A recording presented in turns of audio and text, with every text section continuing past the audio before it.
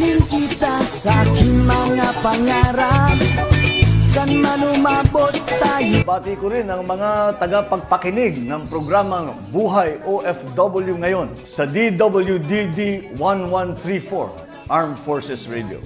Mabuhay kayo mga OFW, mga bayani ng Pilipinas.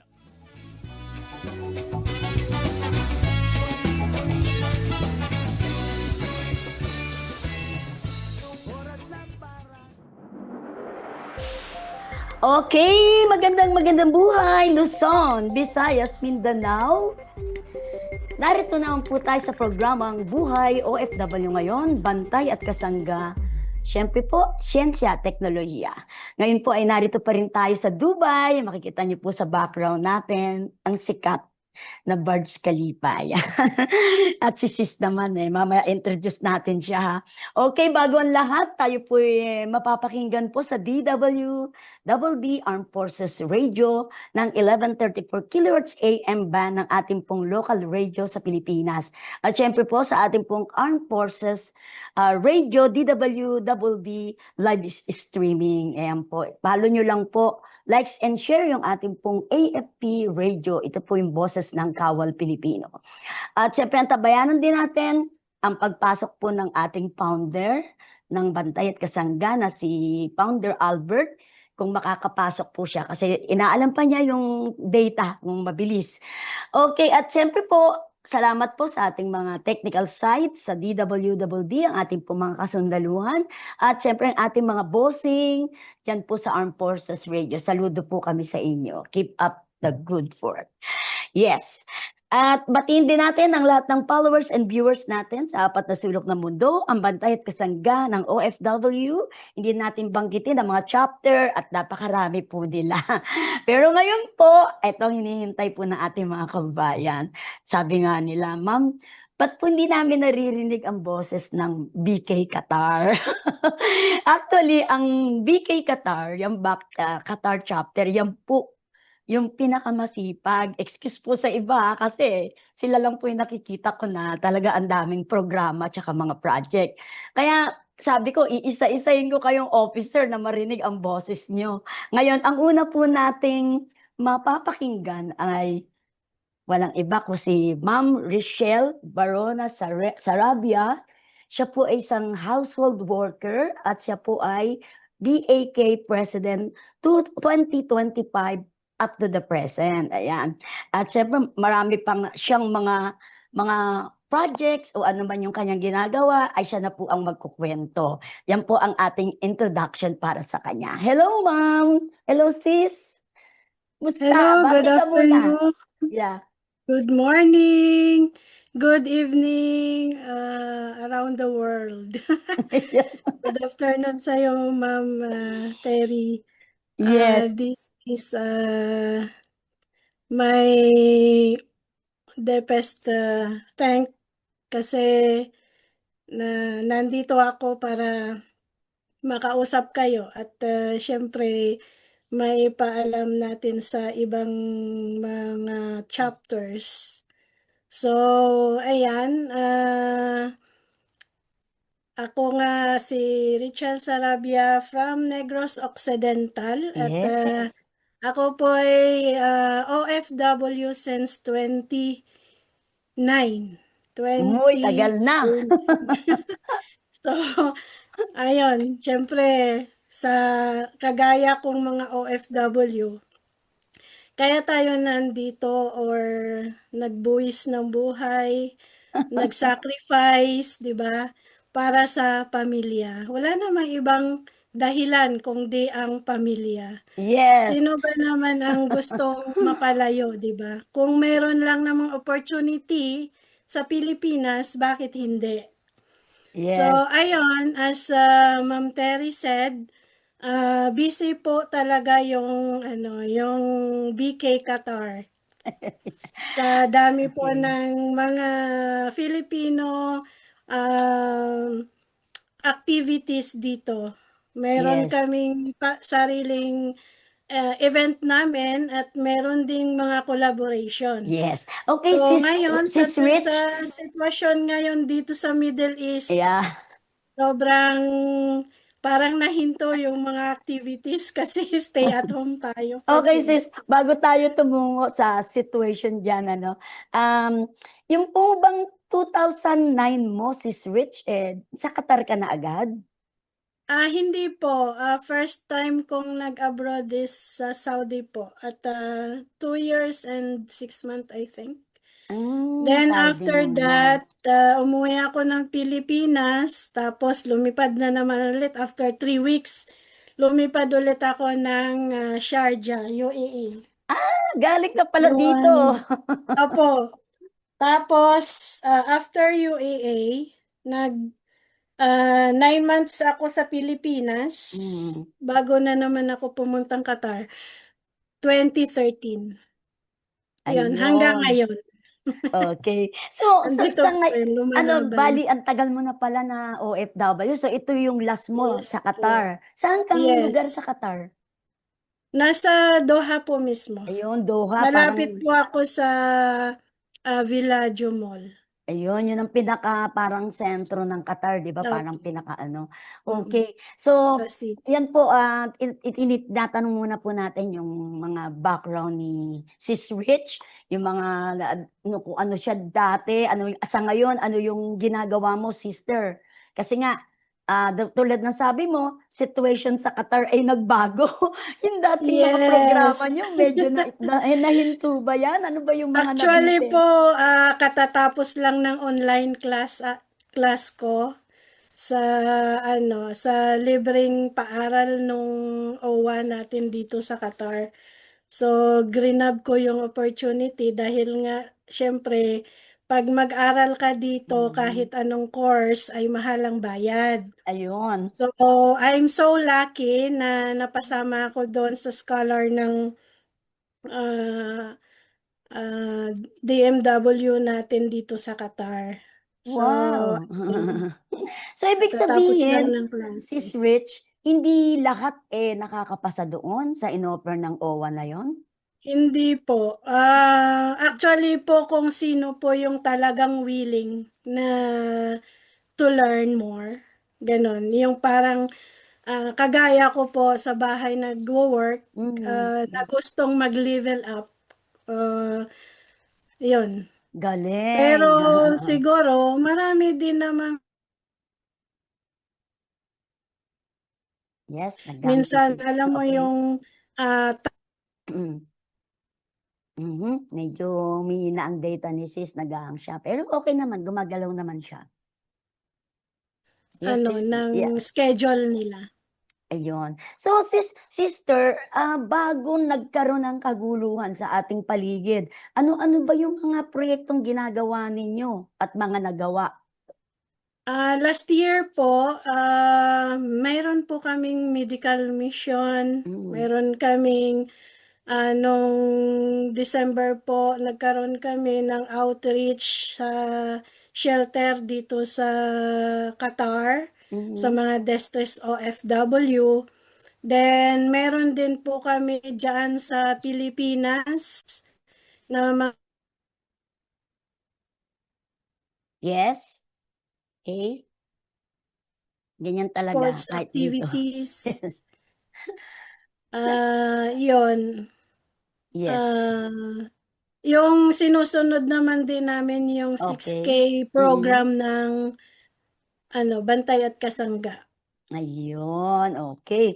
So maraming na-canceled na mga event ano dahil nga sa Opo. kaguluhan.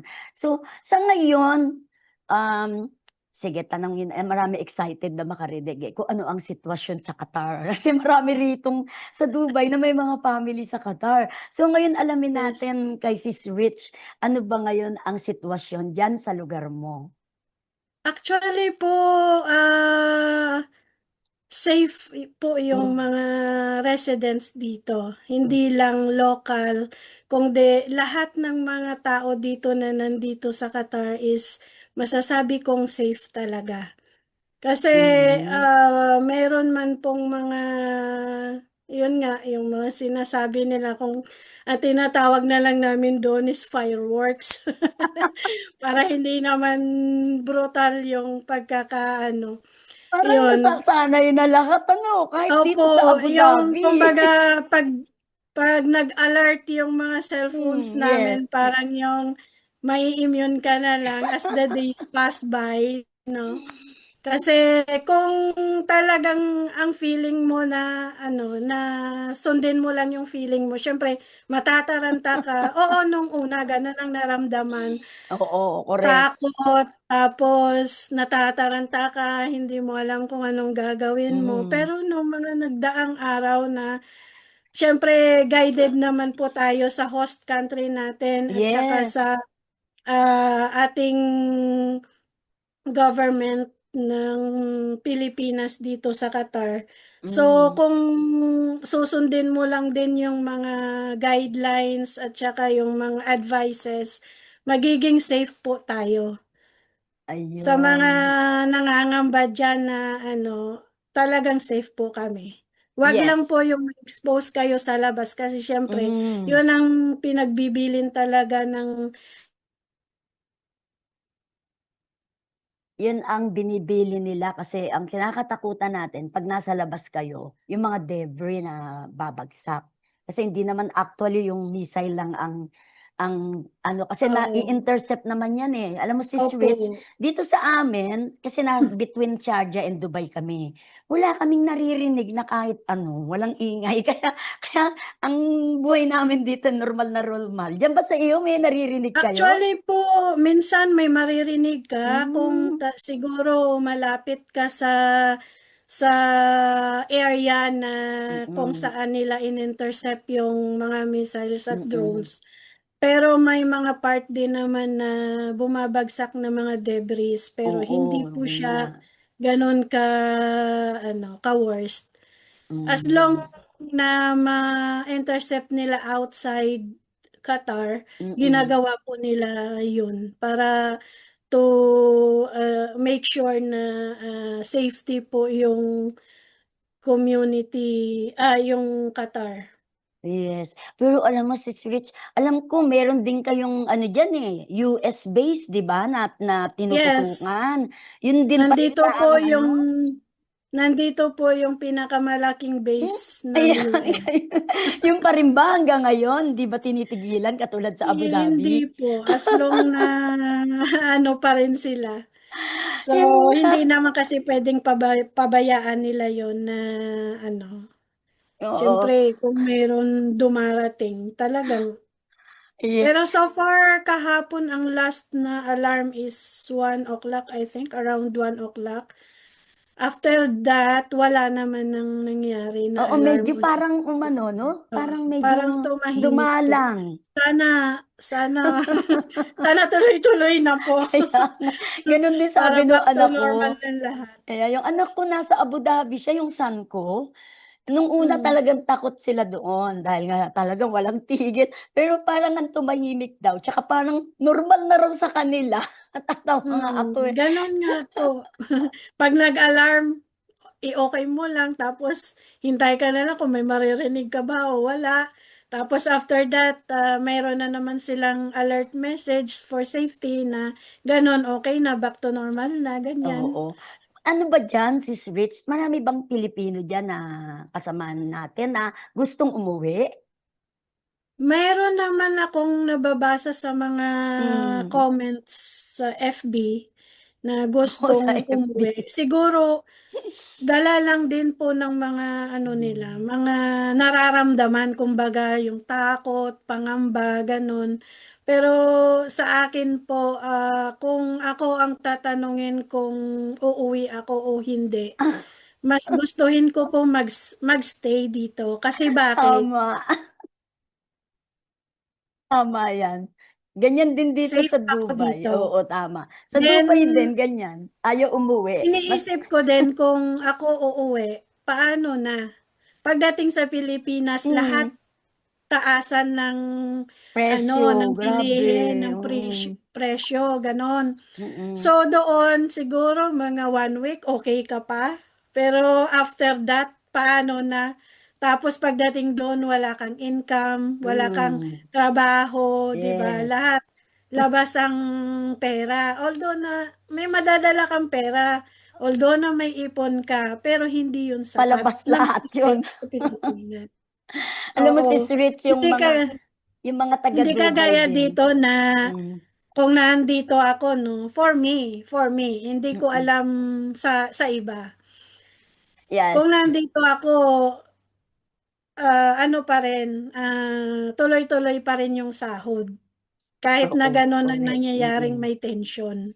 Di ba? Pero yung iba din naman, meron walang trabaho kasi ang iba sa labas nagtatrabaho, company, Oo, mga freelance. So, naapektuhan. Mm. no work, no pay sila. Ayun, di ba? Ganun. Alam mo, Sis Rich, dito rin sa Dubai ganyan din ang katuwiran. Mas gugustuhin pa nilang mag-stay dito kaysa uuwi at makikipaglaban din sa Pilipinas sa gutom at sa taas ng Yes, bilihin. true. Uncontrollable, hindi na po mapipigilan ng pagtaas ng lahat. Number one, yung ating gasolina, yung bilihin, naku po, lahat na ng Actually Pinoy po, umiiyak. hindi lang din naman ngayon na Hindi lang, mayroong tension correct. sa Middle East. Hindi lang sa atin, Kahit lahat. naman noon pa. Buong Kahit naman mundo. noon pa sa hirap. Kahit ako, minsan pag nagbakasyon ako, kasi yearly naman yung bakasyon ko Oo, eh. mm. Pero hindi siya ano na yung kumbaga okay kung meron kang Hmm, income na pumapasok kahit na yes, correct. nagbabakasyon ka. Kaya Pero ano kung labas lang ng labas, wala. Hindi hindi ka makakatagal talaga sa Pilipinas na ganun lang. okey Oo. yan kung meron ka ng business doon. Halimbawa, yung tagal nating OFW, may nakaipon na tayo kahit papaano meron, 'di ba? Kagaya ko po, Hmm, actually, oo, noon, meron akong ipon. hmm, Kaya lang, hindi natin maiiwasan like emergency. sa part ko. Mm, Before ako umuwi noong 2023, 1 week before ako magbabakasyon. mhm. That was July. Before 1 week ang bakasyon ko, na aksidente yung elder son ko. Ayun, Yes, so na 50-50 po siya. 2 weeks siya na comatose grabe, sa mm, hospital. Then, nung umuwi ako, diretso ako ng hospital, hindi sa mm, bahay. Kasi, ayun. inalagaan ko siya. Then, after that, so, naging okay siya. Thanks God at nakasurvive siya. Thank you, ano. Then, although na yung hindi siya ngayon makapagtrabaho ng mabigat, kasi Mhm. nga yung ulo niya is ang may part sa ulo niya na open talaga siya, walang skull. So ngayon nasa bahay lang siya. Oo, Lalaki ba nasa siya o bahay siya. babae? Lalaki po. Dalawa lang din naman Okey. yung anak ko, puro lalaki. Hmm, So, dalawa. ayun, na aksidente nga siya. Then, sunod na, 2024, umuwi ako ulit. Ay, Hmm, oh yeah, 2024, umuwi ako ulit. So, na, nakapag-bonding kami mhm, together with my second son. But, nung bumalik ako dito ng August 2024, mhm. nagkasakit yung anak ko, yung Sino siya rin? pangalawa. Yung pangalawa Hindi po, naman, yung pangalawa po. mhm. Nagkaroon po siya ng leptospirosis. Sa So, baha? yes, kasi 'di ba sa kasagsagan ng mga baha sa Oo, atin, then siguro hindi ko alam kung sa baha nga ba or oo. doon sa fish pond na Ay, basta may sinasabi tubig. niya, kasi nung time na yon parang siyempre gusto rin niyang kumita sa sarili niya. So, nag-join siya doon mang-harvest ng hipon Malamang sa fish doon. pond. Yes.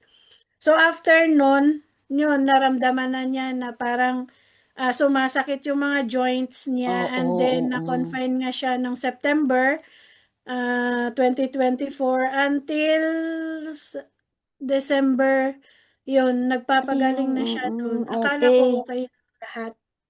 Buti ano, Pero naagapan. hindi po. Nag-medication pa rin siya hanggang Hmm, December. Then December 30, last year ko siya na kausap ng last kong kausap sa kanya na nag-video call kami. Oo. Then, yun, December, January 2, wala na, binawian. Ay! Uh, Kala ko na agad. Kasi nga pag ano, pag umano na yan, talagang mahirap na makano kasi lahat ng organ. Actually, January Sabi. January 8 ang follow-up check-up niya ng Mm. 2025, January 8. Pero hindi na siya umabot doon. Yan ang Siguro hirap, nag-trigger yung amoy at saka usok nung paputok nung December. parang And na ano, then yung before kanyang mga that, organs. Oo. pumutok din yung Mount Canlaon sa amin. Hmm, So, ang ash, papunta doon talaga sa nasisingot. amin. So, siguro, Oo. syempre, yung oxygen niya is not enough na mag-supply sa heart niya. Siguro yun, Oo. Yung nag-block sa ng lungs. tuluyan. Dahil may Yes konting po. ano na siya. So, ilang taon siya? Nung namatay po siya is 20, turning Bata naman. after 4 Okay. months, ay, January 2 siya namatay, then April 17 magdidibo po sana siya. Okay. So ngayon, yung panganay mo na lang na anak ang nasa Opo. Pilipinas. Sino kasama niya doon sa bahay niyo? Yung mother ko po, Ay, yung nandun po mother muna sila mo. sa bahay ng Hmm, nanay ko kasi meron naman kami sariling bahay pero ayaw hmm. nila kasi tumira doon dahil sila lang at siguro Hindi sanay na doon. na ano sila doon na boboard kasi syempre Nalulungkot, oo. subdivision so wala masyadong Mhm. tao. Like, unlike sa bahay ng nanay ko open na sa harapan ng basketball court so Ayun, ganun. oo, at least masaya. So yung bahay mo walang Oo. nakatira ngayon, yung talagang bahay Wala pa mo? po.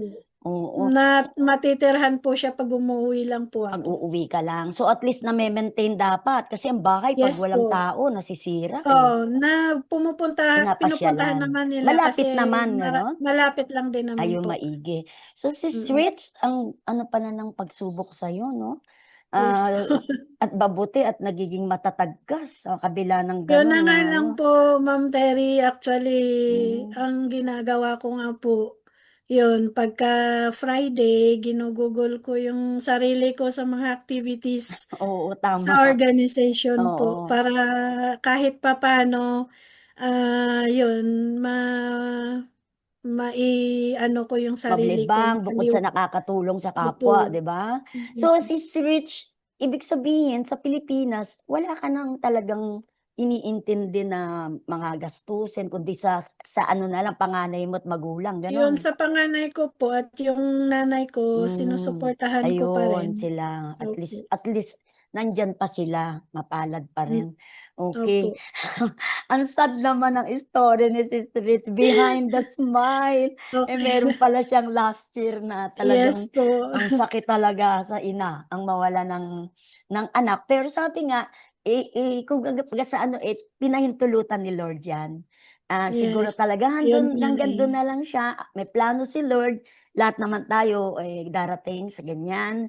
Kaya 'yan ang iisipin mo na lang, nasa langit na siya, Kasi walang po ano. ang before siya nawala, dapat nga this year is magpo-for good na ako, yun ang usapan Iyon, namin. oo nga. So, Dahil sabi niya mauwi ka na lang at mag-business na lang tayo dahil magaling nga siyang mag-edit, mag-drawing, Okey. sabi niya magtayo tayo ng printing shop, sabi Oo, niya sa akin. So sabi ko sige, kasi sabi ko actually meron naman akong na-save naman kahit papaano at saka yung gratuity ko sa amo oo, ko, yun oo, ang 'yan ipunin gagamitin na lang, namin oo, sana. 'yan. So, Okey. yun nga, So, dahil Sis yun ang Rich, nangyari. tamang-tama yung ginagawa mo ngayon kayo ng Qatar 'no, ng BK Qatar. Talagang activities dun na lang niyo talaga Opo, spend para malimutan niyo yung mga kaya ganiyang nga po. pagsubok, 'di ba, tama yang ginagawa niyo.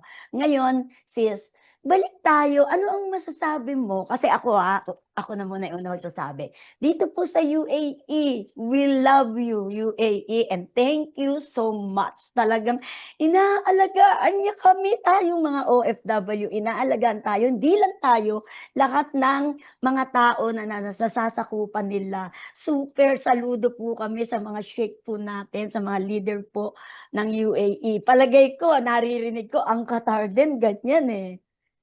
Yes, Okay. actually po, wala akong masabi sa government ng Qatar as in talagang kumbaga pagdating sa safety ng mga tao dito ay talagang ginagawa nila ang lahat.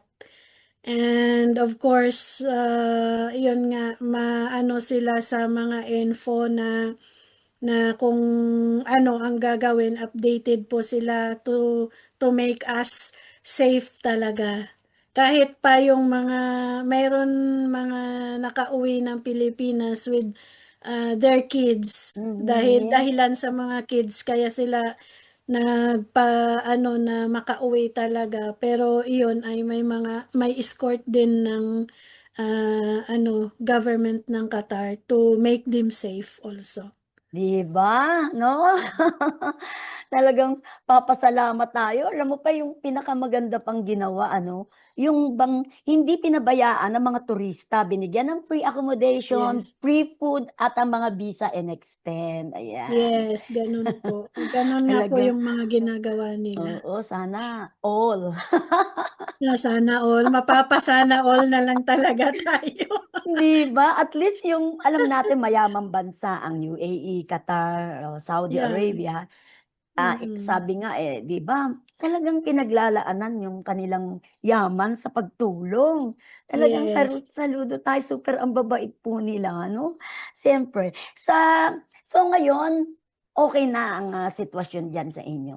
Sa ngayon Kalma wala na? naman na nangyaring alert. So, Oo, para talagang napakatahimik ng ano ngayon, ng Qatar.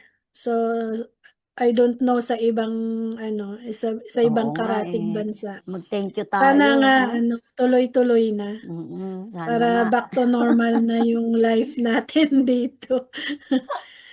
Pero Kahit naman sa Pilipinas nangangamba din yung mga oo naman, families natin. nga, eh. Lalo na yung nanay ko, sabi ko nga, huwag kang mag-alala kasi may kapatid din ako dyan sa Dubai eh. Okey. Saan siya Then nagwo-work yung dito? yung hipag ko naman din nasa Saudi. Hmm, Tapos dalawa kami ditong magkapatid sa Qatar. At yung kapatid ko na to dito sa Qatar is bago pa lang, first time din niyang nag-abroad. okey. So, ganun pa yung na-encounter niyang situation. Sabi ko, relax ka lang, basta lagi ka lang ready. Yung personal documents mo, lalo na yung passport, Oo, correct, kailangan na sa iyo laging dala. lagi. Yun, oo.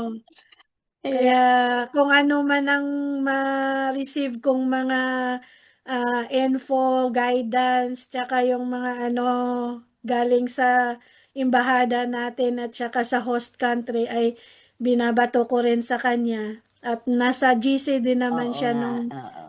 back Qatar. Ayun, ayan. Sige, meron na lang tayong 7 minutes, ang bilis ng oras ano.